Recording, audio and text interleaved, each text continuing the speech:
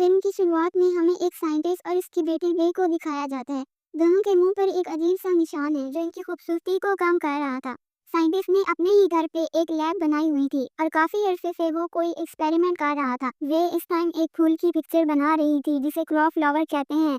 इस फ्लावर के बारे में इसके डैडी से बताते हैं कि ये कई सालों के बाद एक मर्तबा ही जंगलों के बीचों बीच पाया जाता है।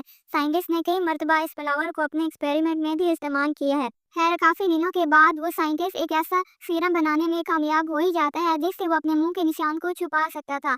इसने एक ऐसा सीरम बनाया था जो दो चीजों के टिश्यूज को आपस में मिला सकता था। वो अब एक स्किन का टुकड़ा काटता है और इस पर वो केमिकल लगाकर अपने फेस पे चिपका लेता है। चेहरे पर लगते ही स्किन का वो टुकड़ा मिलने लग जाता है और इसके टिश्यू जनरेट होने लग जाते हैं। वो स्किन आहिस्ता आहिस्ता करके इसके जख्म के साथ इसके मुंह को भी ढांपने लग जाते हैं कि देखकर वो बहुत ज्यादा घबरा जाता है। वो ऐसा नहीं चाहता था जो हो रहा था, वो सिर्फ अपने मुंह के निशान को खत्म करना चाहता था।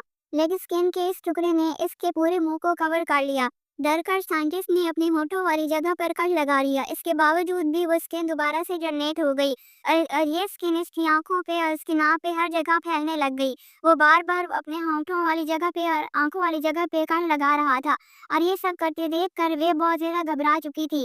आखिर डर कर इसने अपने डैड के जिस्म में चाकू स्टैब कर दिया और चाकू स्टैब करते ही इसके डैड की मौत हो गई। इस हादसे से वे बहुत टूट चुकी थी। इसने अपने डैड को मार दिया था और अब इसके पास कोई भी नहीं था। वक्त गुजरता रहता है और वे पढ़ती रहती है। वो पढ़ाई में अपने डैड की तरह ही बहुत ज्यादा अच्छी थी और इसी वजह से इसे यूएसए की एक बड़ी यूनिवर्सिटी में स्कॉलरशिप भी मिल गई और इसे अब अपना होम टाउन छोड़कर यूएसए जाना था। यूएसए में वो अपनी एक आंट के पास रहने वाली थी जिसकी एक बेटी एनजी भी थी और एनजे वे के आने पर खुश नहीं थी क्योंकि इसे अपना रूम शेयर करना पड़ रहा था।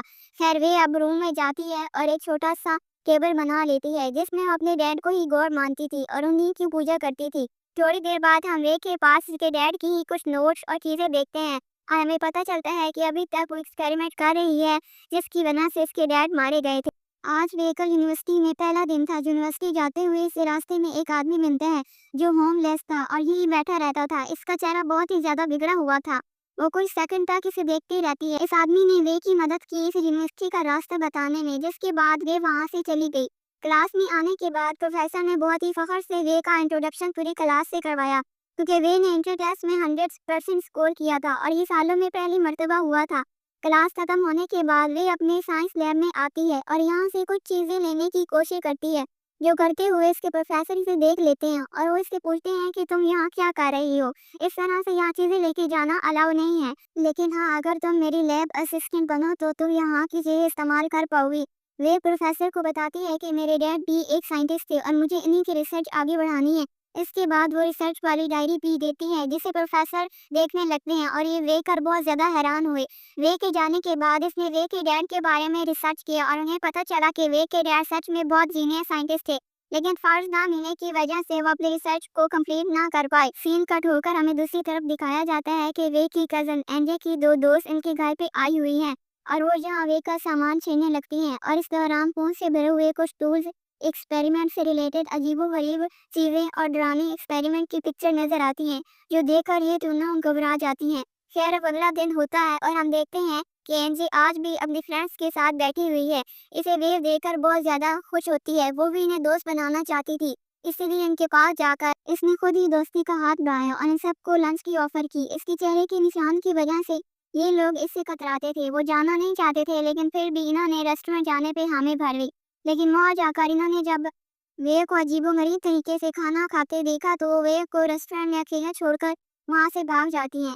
वे सारा खाना पैक करवाती है और बाय होमलेस आदमी को दे देती है जिसका मुंह खराब था। वे आज बहुत ज्यादा उदास थी और इससे बातें भी करती है और कहती है कि मेरे मुंह पे निशान है जो मुझे बहुत बदसूरत बना देता है।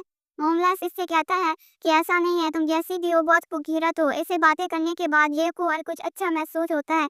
अब वो घर जा ही रही थी कि रास्ते में इसे प्रोफेसर मिल गए। इन्होंने इसे लिफ्ट दी और वो इसके लिए प्रपोजल भी लेकर आए थे। वो इसे कहते हैं कि तुम्हारी रिसर्च को हम कंप्लीट करेंगे और मैं इसमें तुम्हारी मदद करूंगा। प्रोफेसर को वेव की परमिशन चाहिए थी क्योंकि ये वेव के डैड की रिसर्च थी। वो खुशी खुशी मान गई क्योंकि प्रोफेसर पहले इंसान थे जो इसकी मदद कर रहे थे। अगले ही दिन ये लोग एक्सपेरिमेंट पे काम करना शुरू कर देते हैं। काफी दिनों की मेहनत के बावजूद भी इनका एक्सपेरिमेंट काम नहीं करता। इनकी सारी मेहनत बेकार जाती है। इनको इन इनकी मर्जी का रिजल्ट नहीं मिल रहा था और इस चीज़ से प्रोफेसर फ्रस्ट्रेट होकर इस एक्सपेरिमेंट को बंद करने का फैसला कर लेते हैं। आज जब वे बहुत ज़्यादा उदास थी तो इतने में ही एनजे की दोस्त एलिस लैब असिस्टेंट के लिए अप्लाई करने के लिए आती है। प्रोफेसर इसकी रिक्वेस्ट मान भी लेते हैं। कर जाते हुए वो वेब के साथ ही जाती है और रास्ते में वो वेब से ढीले के लिए माफ़ी मांगकर इससे दोस्ती भी कर लेती है। इस टाइम एलिस के पास एक पोस्टर था जिसमें इसी फ्लावर की तस्वीर थी, जो फ्लावर इसके डैड एक्सपेरिमेंट में यूज़ किया करते थे। ये देखते ही वे के दिमाग में बहुत सी खिचड़ी पकने लग गई। इसे पता चला कि ये फ्लावर पास के एग्जीबिशन में लगाया गया है। ये पढ़कर इसे अपने डैड की बात याद आ गई कि इसके एक्सपेरिमेंट के लिए इस फ्लावर का होना बहुत ज़रूरी था। इसीलिए इसने फैसला कर लिया कि वो इस फ्लावर को हासिल करके रहेगी। रात होते ही वो चुपके से इस करीबी फार्म हाउस में जाती है और एक्जीबिशन से वो फ्लावर को चुरा लाती है।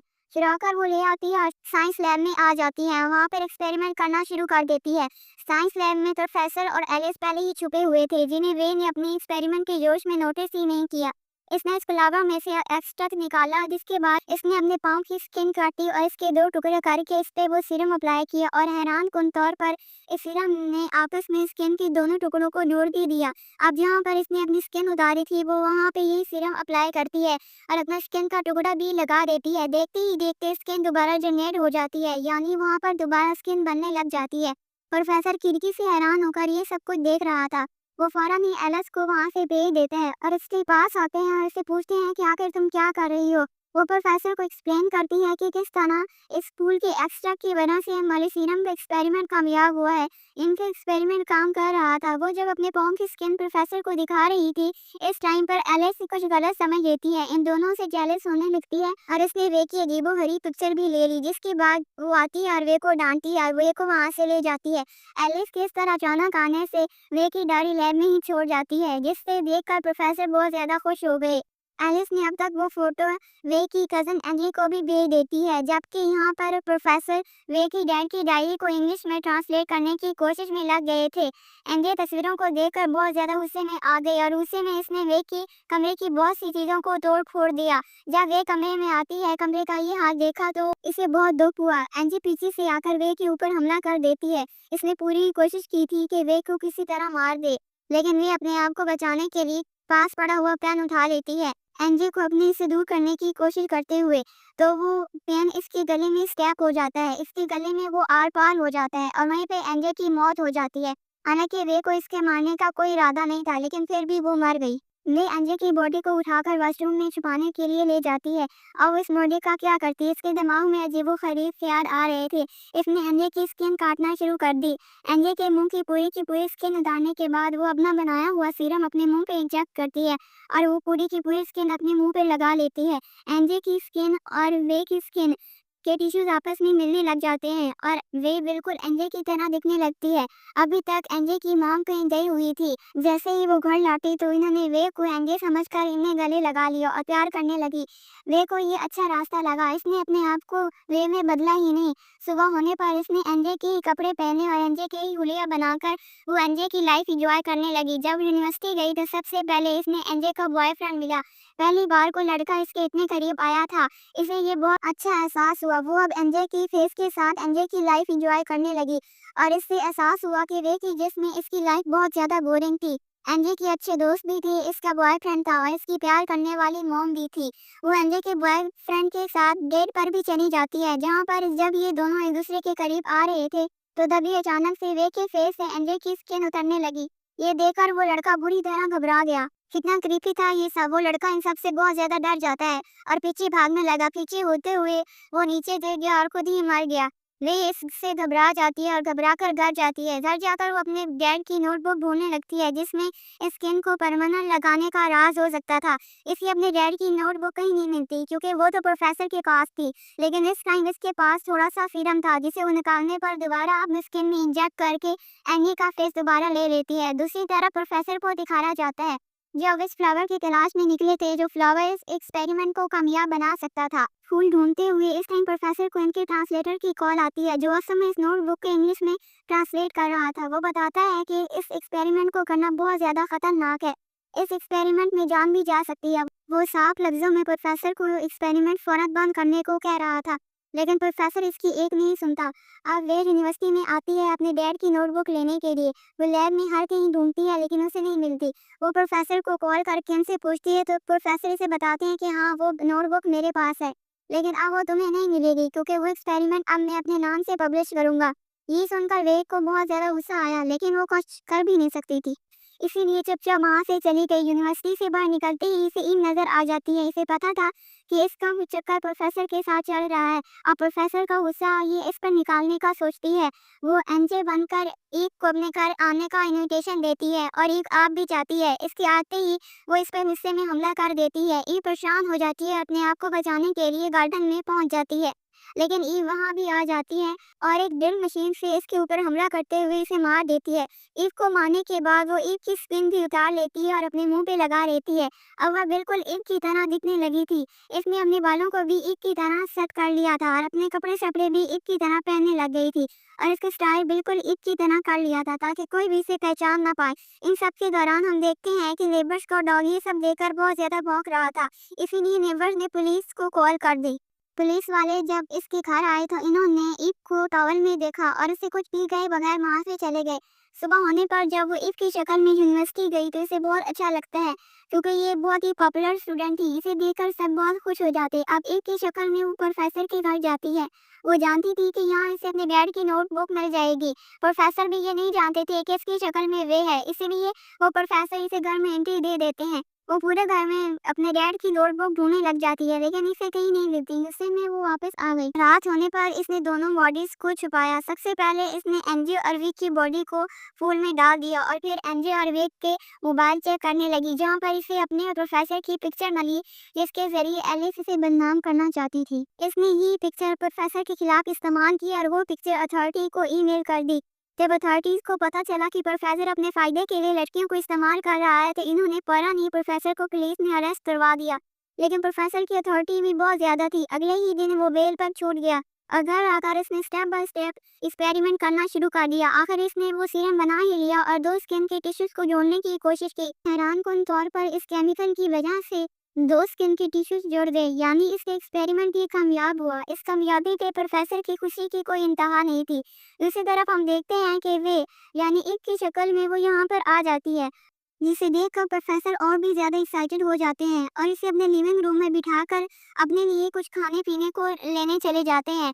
अब इवे को तो यहाँ पे अपने नोटबुक चाहिए थे, इसीलिए वो अपने नोटबुक पूछने लग जाती है और इसे कैबिन में वो सीरम मिल गया था जो अभी अभी प्रोफेसर ने बनाया था। सीरम के मिलते ही वो यहाँ रुकती नहीं है बल्कि भाग जाती है। इसके भागने पर प्रोफेसर को थोड़ा शक हुआ और इसने जब अपना कैबिन खोल के देखा तो वहाँ पे इसका बनाया हुआ सीरम नहीं था। अब रात को वे अपनी असली शक्ल के साथ अपने घर में मौजूद थी। वहाँ पे एलिस आ जाती है और इसे बताती है कि हमारी दो दोस्तें अजीब तरीके से गायब हो गई हैं। वो काफी दुखी थी। इस चीज से वो वे को अपने गले लगा लेती है और इसे सहारा देती है। एलिस को अब पानी पीना था, इसीलिए जब इसने फ्रिज खोला तो अंदर क्या देखा कि इसकी दोनों दोस्तों के कटे हुए जिस्म के हिस्से फ्रिज में फ्रीज किए गए थे। ये देखकर वो पूरी तरह घबरा गई और चीखने लगी। इससे पहले कि वो उसकी चीख सुनकर को यहाँ पे आ जाता वो जाकर किसी को बता देती। वे क्लीन ड्रॉप से इसका भी मुंह ढांककर इसका दम घोटकर मार देती है। अभी इसने इसकी मर्डर को छुपाया नहीं था कि इसके घर की डोर बेल बजी। वह प्रोफेसर आए थे और वो डोर खुला देखकर घर के अंदर आ जाते हैं। ये अजीब तरीके से बैठी हुई थी। प्रोफेसर देखते हैं तो ये कैका लगाकर हंसने लग जाती है। इसकी हालत देखकर प्रोफेसर को भी अजीब लगा, लेकिन यहाँ पर वो प्रोफेसर को कॉन्ग्रेचुलेट करती है इनकी एक्सपेरिमेंट के कामयाब होने पर। तो प्रोफेसर भी खुश हो जाते हैं, लेकिन फिर थोड़े टाइम बाद उससे वो कहती है कि तुम्हारा नहीं मेरे डैड का एक्सपेरिमेंट था। प्रोफेसर अब वे की बातों को इग्नोर करते हुए फ्रिज से अपना सीरम लेने के लिए बढ़ते हैं। जो लाशें देखकर इनका भी दम निकल जाता है। अब इस आदमी को कंट्रोल करना काफी मुश्किल था, लेकिन वे यहाँ पर भी चालाकी दिखाती है और एक बेहोश करने वाला इंजेक्शन प्रोफेसर के गले में स्टैब करते हुए इसे बेहोश कर देती है। कुछ देर बाद जैसे ही प्रोफेसर को होश आया तो इन्होंने देखा कि वे ने इसकी पूरी बॉडी की स्किन उतार दी थी। ये देखकर वो जोर जोर से चिल्लाने लगे। अभी पर वो सिर्फ भर के प्रोफेसर को लगा देती है और इसके बाद एक स्किन का टुकड़ा वो प्रोफेसर के जिस्म में लगा देती है। ये स्किन खुद ब खुद मरने लग जाती है, जैसे मूवी के स्टार्ट में वे के डैड के साथ ये हुआ था। वे ने प्रोफेसर की मुंह में एक स्ट्रॉ रख दिया था। स्ट्रॉ के अलावा वो स्किन हर जगह फैलने लगी। स्किन की वजह से प्रोफेसर का दम घुटने लगा और कुछ ही देर में वो मारे गए। मरने से पहले इसने जो चीखें मारी थी वो नेबर्स ने सुन ली थी, इसलिए नेबर्स ने दोबारा पुलिस को इन्फॉर्म कर दिया। पुलिस यहाँ पर आ गई और वे घबरा गई थी। इसे पता था कि अब वो पकड़ी जाएगी, इसीलिए वो घर से भागे। पुलिस ने भी इसे भागते हुए देख लिया और इसे पकड़ने के लिए इसके पीछे भागने लगे और वो होमलेस आदमी के पास पहुंचती है और इससे मदद मांगती है। वो होमलेस आदमी पहले ही इसे अच्छा समझता था क्योंकि वे ने हमेशा इसके साथ अच्छा रवैया रखा था। वो होमलेस आदमी के कहने पर इसे अपनी चादर में छुपा लेता है और पुलिस से टूट नहीं पाती। वो एकदम से बैठे हुए थे, फिर यहाँ वे के पास जो सीरम था वो अचानक से टूट गया। इस सीरम के टूटने की वजह से इस होमलेस आदमी और वे की बॉडी के टिश्यूज एक साथ मर्ज होने लग जाते हैं और इनकी बॉडी भी एक दूसरे में फ्यूज होने लग जाती है और वो दोनों एक अजीब से मॉन्स्टर में बदल जाते हैं। अब वे कुछ भी नहीं कर सकती थी, वो मॉन्स्टर बनी हुई बैठी रहती है। तभी इसकी आंट अपनी बेटी को ढूंढते हुए वहां आ जाती है। वो अपनी आंट को एनजे के बारे में भी नहीं बता पाती और ये इनको दिखाते हुए ये कहानी खत्म हो जाती है।